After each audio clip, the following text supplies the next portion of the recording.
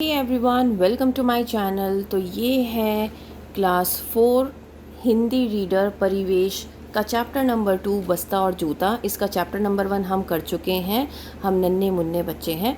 तो आज हम करेंगे चैप्टर नंबर 2। इस पाठ का क्या उद्देश्य है, सबसे पहले हमें वो पता होना चाहिए।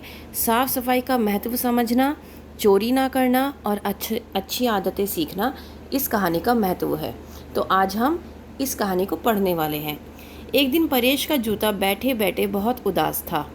तभी उसे परेश के बस्ते में से किसी के कराहने की आवाज़ सुनाई दी। जूता: अरे भाई, तुम कौन हो? क्यों इतने दुखी हो?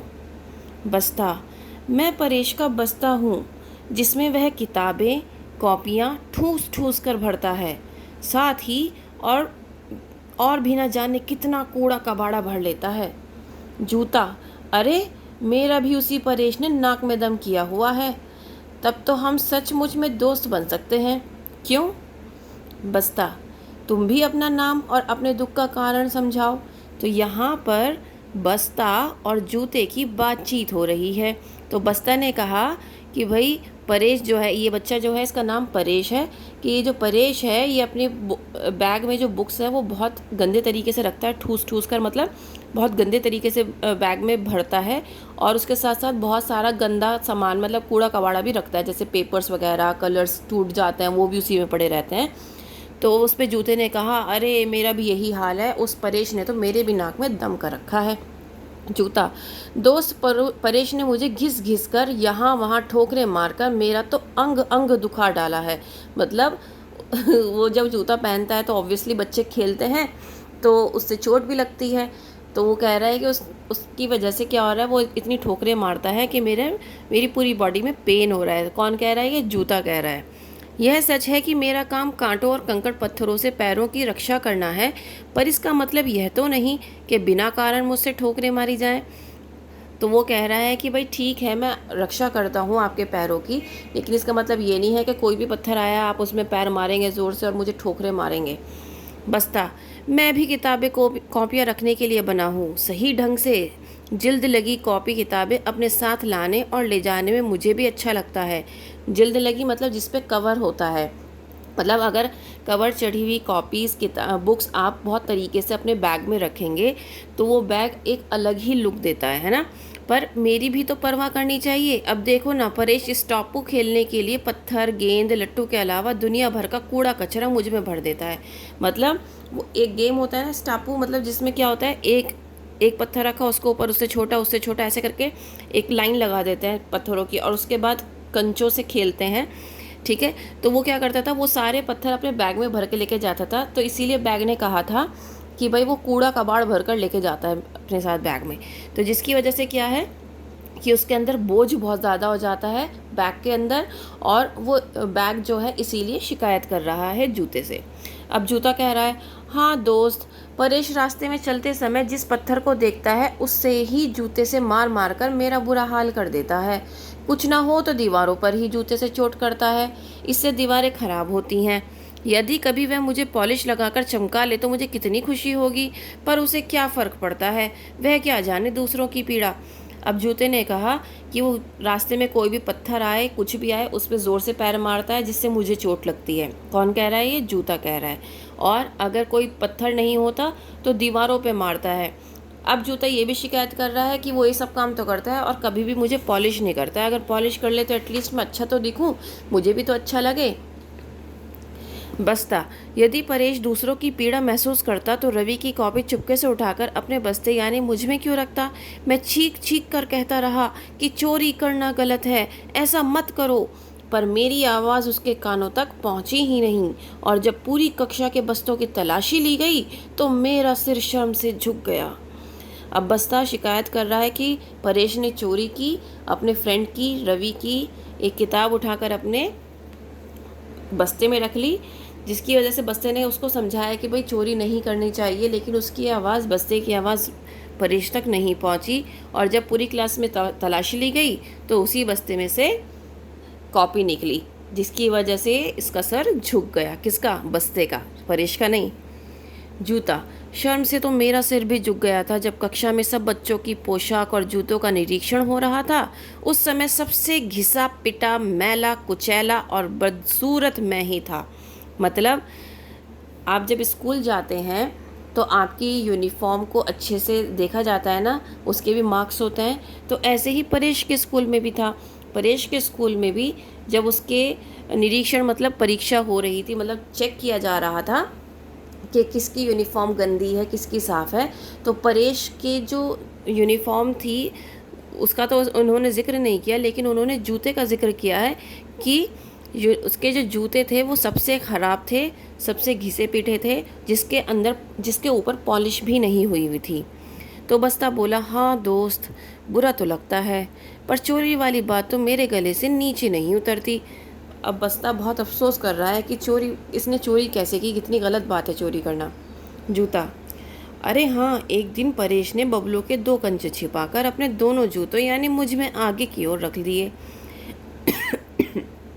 चलने में उसे तकलीफ तो हो रही थी, पर उससे भी ज़्यादा शारीरिक और मानसिक कष्ट मुझे था। पता है मैंने क्या शैतानी की? जूते के आगे की तरफ जहाँ उसने कंचे छिपाए थे, मैंने वहीं से अपना मुंह खोल दिया और धीरे से कंचे बाहर निकाल दिए। जब घर आकर परेश ने कंचे निकालने के लिए मुझे उतारा तो कंचे ही गायब थे। उसने गुस्से से मुझे पटककर ज़मीन पर फेंका। मुझे चोट तो लगी, पर मुझे अपनी तरकीब अच्छी लगी। अब जूता अपनी तरकीब समझा रहा है, किसको? बैग को समझा रहा है, जो बस्ता है उसको समझा रहा है कि एक बार परेश ने फिर चोरी की थी, अपने फ्रेंड के कंचे चुराए थे और वो जूते में छुपा लिए थे, और उसने रास्ते में आगे से मुंह खोलकर जूते ने क्या किया था, कंचे निकाल दिए थे। तो मुंह खोलने का मतलब है कि वो जूता आगे से फट गया था। बस्ता। हाँ, मैंने भी अपने एक कोने में एक छेद बना लिया है। पता है क्यों? जब ज़रूरत से ज़्यादा मुझ में ठूस ठूस का सामान भर दिया जाता है, तब न केवल कॉपियाँ किताबें फटने लगती हैं, बल्कि मेरी सांसें भी अटकने लगती हैं। तब मैं इसे खुले छेद से ताज़ी हवा पा लेता हूँ और ज़रूरत से ज़्यादा भरा होने पर 1-2 छोटी मोटी चीज़ें नीचे भी गिरा देता हूँ। दोनों हंसने लगे। दैट मीन्स उसका जो बस्ता था वो भी फटा हुआ था, जिसके अंदर से चीज़ें गिरती रहती थी। तो यहाँ पर बस्ता ये कह रहा है कि जो चीज़ें ख़राब होती हैं उससे मैं क्या करता है, उस छेद से गिरा देता हूँ, और जब वो इतना ठूस ठूस कर भरता है तो मुझे सांस लेने में दिक्कत होती है, जिसकी वजह से उस छेद से मुझे सांस आता है। तो जूता। पर भाई, इसके अलावा हमारे पास और कोई उपाय भी नहीं है। हम सचमुच में परेश का बुरा थोड़े ही चाहते हैं, हम तो उसकी आदतें सुधारना चाहते हैं। तो ये एक दूसरे से बात कर रहे हैं। कौन? जूता और बस्ता। बस्ता। तुम बिल्कुल ठीक कहते हो, मैं भी अपना छेद बड़ा कर लूँगा और चोरी की गई चीज़ को सबके सामने गिरा दूंगा। तब तो परेश की पोल ही खुल जाएगी, सबके सामने उसकी चोरी भी पकड़ी जाएगी। क्यों, कैसी रहेगी ये तरकीब? जूता। श्श, चुप चुप, किसी के आने की आहट आ रही है, कोई हमारी बात ना सुन ले। तो अब यहाँ पर जूता और बस्ता क्या कर रहे हैं? बातचीत कर रहे थे। तो बस्ते ने कहा कि मैं अपना छेद और बड़ा कर लूँगा ताकि उसकी चोरी की गई चीज़ें मैं गिरा सकूँ। तो अब यहाँ पर हम पढ़ते हैं इसके शब्दार्थ। सबसे पहले, उदास मतलब दुखी, कराहना दर्द से चिल्लाना, पीड़ा दर्द तकलीफ, तलाशी ढूंढना, शर्म लज्जा पोशाक पहनने के कपड़े, निरीक्षण देखना, मैला कुचैला गंदा बदसूरत जिसकी सूरत बुरी हो, ज़रूरत आवश्यकता, तरकीब उपाय, आहट आवाज़। नाव।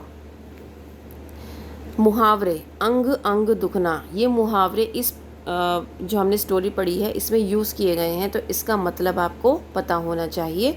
अंग अंग दुखना, थकान होना, सिर शर्म से झुकना, अपमान होना, नाक में दम करना, परेशान करना, पोल खुलना मतलब भेद खुलना।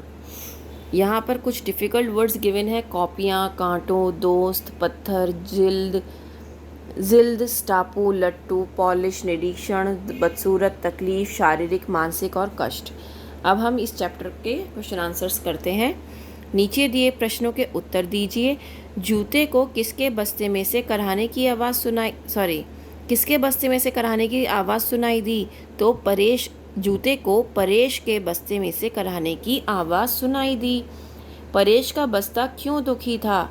परेश का बस्ता इसलिए दुखी था क्योंकि परेश उसमें ठूस ठूस कर किताबें भरता था और उसके साथ ही साथ बहुत सारा कूड़ा कबाड़ भी भर लेता था। तो इसका आंसर आपको यहाँ पर मिल जाएगा। ठीक है, ये रहा। देन परेश स्टापू खेलने के लिए अपने बस्ते में क्या क्या चीज़ें रख लेता था। तो परेश स्टापू खेलने के लिए क्या क्या रखता था? पत्थर, गेंद, लट्टू के अलावा दुनिया भर का कूड़ा कचरा भर लेता था। देन नेक्स्ट क्वेश्चन है, परेश का जूता क्यों दुखी था? परेश का जूता इसलिए दुखी था क्योंकि परेश कोई भी पत्थर देखता उसमें जूते से मारता, नहीं तो दीवारों पर उससे चोट करता, इसलिए परेश का जूता दुखी था। परेश अपने जूते का बुरा हाल कैसे कर देता था? परेश अपने जूते का बुरा हाल ठोकरें मार मार कर देता था। कभी पत्थर से ठोकरें मारता था, कभी दीवारों से ठोकरें मारता था। ठीक है, नेक्स्ट क्वेश्चन है, परेश के जूते ने अपना क्या काम बताया? तो परेश के जूते ने क्या काम बताया कि मुझे घिस घिस कर यहाँ, उसने अपना काम ये बताया था कि मेरा काम कांटों और कंकड़ पत्थरों से पैरों की रक्षा करना है, पर इसका मतलब यह तो नहीं कि बिना कारण मुझसे ठोकरें मारी जाएं। ये इसका आंसर है। नेक्स्ट है, परेश की कौन सी हरकत से बस्ते का सिर शर्म से झुक गया? तो परेश की कौन सी हरकत? जब उसने चोरी की थी। तो उसका आंसर यहाँ पर है कि परेश ने रवि की कॉपी चुपके से उठाकर बस्ते में डाल दी और जब उसकी तलाशी ली गई, पूरी कक्षा के बस्तों की तलाशी ली गई, तो बस्ते का सिर शर्म से झुक गया क्योंकि उसकी रवि की कॉपी बस्ते में से ही निकली। ठीक है, बस्ते ने परेश को सुधारने के लिए क्या तरीका सोचा? तो परेश को सुधारने के लिए उसने क्या सोचा कि उसने एक अपने कोने में छेद बना लिया। जब ज़रूरत से ज़्यादा उसमें ठूस ठूस कर सामान भर दिया जाए तब ना केवल कॉपी किताबें फटने लगती, वो तो क्या करे, वो उसमें से सामान नीचे गिराना स्टार्ट कर दे। ठीक है, चोरी यहाँ पर है ये वाला एरा। ताकि उसने अपना छेद बड़ा करने के लिए कहा, शूज से ये कहा कि भाई मैं अपना छेद बड़ा कर लूँगा ताकि चोरी की गई चीज़ें उसके सामने गिर जाएं और परेश की पोल भी खुल जाए, तो इससे उसकी चोरी पकड़ी जाएगी। तो ये तरकीब किसने निकाली थी? बस्ते ने निकाली थी। जूते ने कब और क्यों अपना मुंह खोल दिया? जूते ने कब खोला था? जब परेश ने यहाँ पर बबलू के 2 कंचे छिपाकर अपने जूते में आगे की तरफ रखे थे, तो जूते ने उन कंचों को बाहर निकालने के लिए अपना मुंह खोल दिया और वो कंचे बाहर निकल गए। ठीक है, तो ये भी चोरी थी जो कि परेश ने की थी। किसके लिए थे कंचे? किसके थे? बबलू के लिए थे। ठीक है, तो इस तरह से जूते ने अपना मुंह खोल दिया था। परेश ने किसकी कॉपी चुराई थी? रवि, रोमा, राजेश। तो रवि की कॉपी चुराई थी। परेश ने बबलू के कंचे कहाँ छिपाए थे? जूते में छिपाए थे, हमने अभी पढ़ा है ना। तो यहाँ तक आपका ये जितने भी क्वेश्चन आंसर्स थे मैंने आपके सारे कवर करा दिए हैं। उम्मीद करती हूँ कि आपको समझ में आया होगा और ये आपके लिए बहुत ज़्यादा हेल्पफुल भी रहेगा। If yes, please like, share and subscribe, और इसी तरीके से आप प्यार देते रहिए। मैं आपको अच्छी अच्छी वीडियोस देती रहूँगी। That's all, thank you.